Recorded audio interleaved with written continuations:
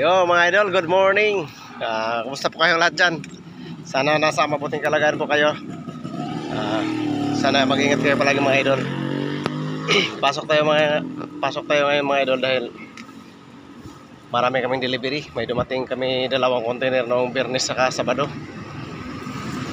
So dahil hindi pa ako kumakain mga idol, daan tayo kay nanay. Kain tayo doon kay nanay. Maraming bagong lutong ulam doon ngayon. Munggo, mga gulay o paksiw, no? Kaya tayo ng mga idol sa makipagkwentuhan din tayo kay nanay dahil maraming alam na kwento yun. So dati nung kumain ako doon, anong nakaraan lang, kinikwentuhan niya ako ng tungkol sa mga dati daw noong panahon ni Marcos, yung tatay ni Bongbong, yung presidente natin ngayon. So kausapin natin si nanay ngayon mga idol. So anong masasabi niya sa dating presidente at saka ngayon sa yung mga senador, mga vlogger yan. Maraming kwento yan si nanay, nakakatuwa yung kausap habang kumakain kami doon mga idol. Nagpagkwentahan sa amin yan. So tara mga idol, samahan nyo kami mga idol.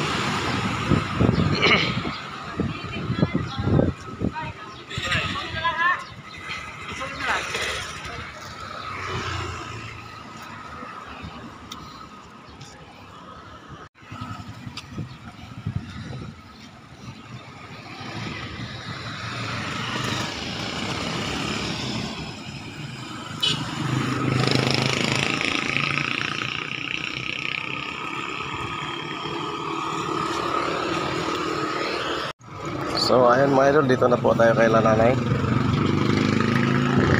Pero dito tayo sa politiko na maganda. Sino maganda ngayon? Senador? Tolpo, no? Ano sa'yo?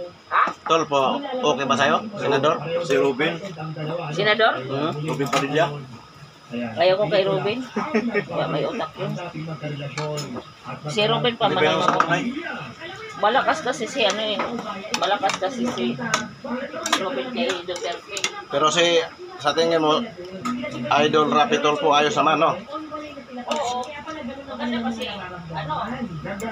Kasi kahit paano tumutulong. Mayroon na napatunayan eh. May mga tinutulungan eh. Kahit sabihin natin na hindi lahat kasi sa dami pa namang Pilipino. At least may tinutulungan. Yung iba, wala namang tinutulungan. Sisiraan nila yung sisiraan sa Tolpo kasi ang tinutulungan lang daw yung mga pinipili lang. At least may tinutulungan. Paano mapili? Sa dami ba naman yan kung gustong matulungan, di ba? Saka kaya nga tumutulong din si Tolpo. Dahil sa laki ba naman ng YouTube niya. Pero mo, dito ako kay Kalingap Rap. Diba sa YouTube na si Kalingap Rap Santos? Bal Santos, diba? Kita mo kung anong naitulong yan. Ay, yung YouTube nila, million lang. Ay, kay Tolpo, 19 million pa. Oo. Oh. Eh, yung kay Idol Dong, sa ayaw mo manood. Yung kay Idol Dong sa ano, yung charity vlogger din yun, kay Idol Dong, Dongs TV. Oh. Kahit maliit lang ang ano nila, sahod nila sa YouTube. Tapos tumutulong. Nakatulong sila. Ay, kay Tolpo eh, nakatulong mas Tolpo. Malalaki naman yung YouTube niya. Nakatulong, dami ng tulong. Pero mo yung 300,000 na sahod niya sa Senado, inano kagad niya sa Children's Hospital at saka sa mental hospital. Hinati kasi malaki ang sahod ni Tolpo nga sa ano pa lang, sa YouTube pa lang niya, buhay na siya. Kasi isang labas pa lang, million na eh. Views.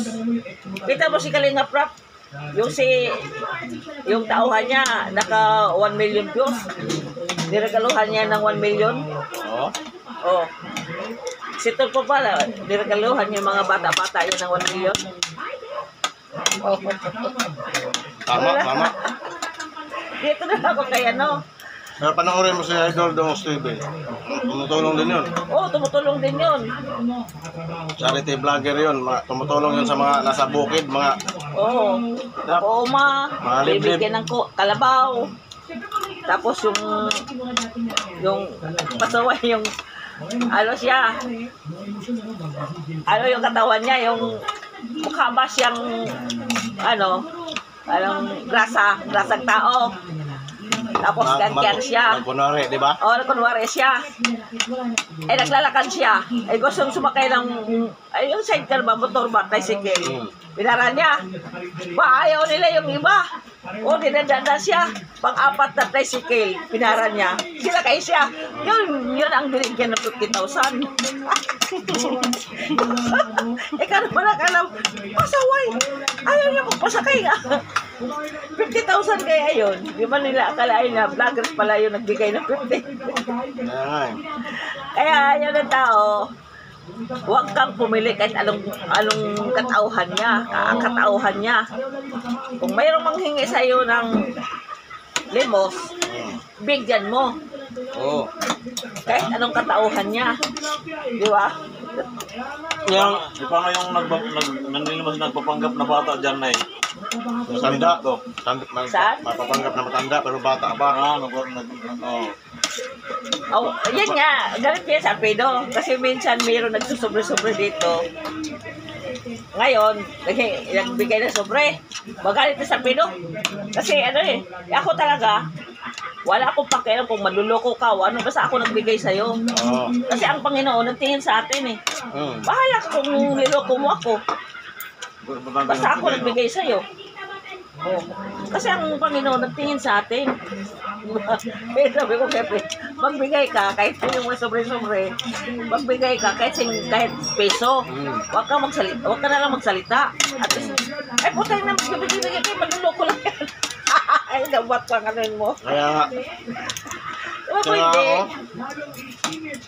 pag nagbigay din ako, parang hindi mo maiwasan na naisip na parang mas mapurma pa nga siya sa akin. Keypad lang ang cellphone ko, sa kanya touchscreen, tapos ang hihingi sa akin doon, baklaran. Ako hindi. Pag may, Pero pinabayaan ko lang siya, sabi ko, pag may humihingi, kahit anong katauhan mo, oh, wala mang, bigyan mo kahit 5. Kaya kung magreklamo sa buti nga, bigyan pa kita ng 5, wag ka magreklamo. yung iba kasi nahihingi, magagalit pag Bigyan ko binibigyan ng mo 5. lang. Ay, hindi yun, magalit ka rin. Kuya, pahingi 10. May presyo na sila pag nahingi. Oh. Walang presyo-presyo. Kung makano lang binibigay sa, ano, kaya ako ganyan eh. Pero- Nagbibigay ako ng, kung may pera ako, magbibigay ako. Kaya yung isa naman, putang ina, Paano pag magbibigay ka pa sa niya. dating na manluloko yan. eleksyon ay sino iboboto mong presidente? Sino? Hindi, Sara. Hindi, Sara. Sino kaya kalaban niya? Ah? Marami siyang kalaban. Ngayon pa lang tinitira nila si Inday Sara. Ibig sabihin, magaling talaga si Inday Sara. Titirahin ba yung isang tao kung hindi magaling? Tama. Kaya nga tinitira. Dahil na-insecure sila. Di ba? Takot sila. Baka manalo si Inday Sara. Magkano na sa akin? Ah? 60. Plus kayo 60. Diba?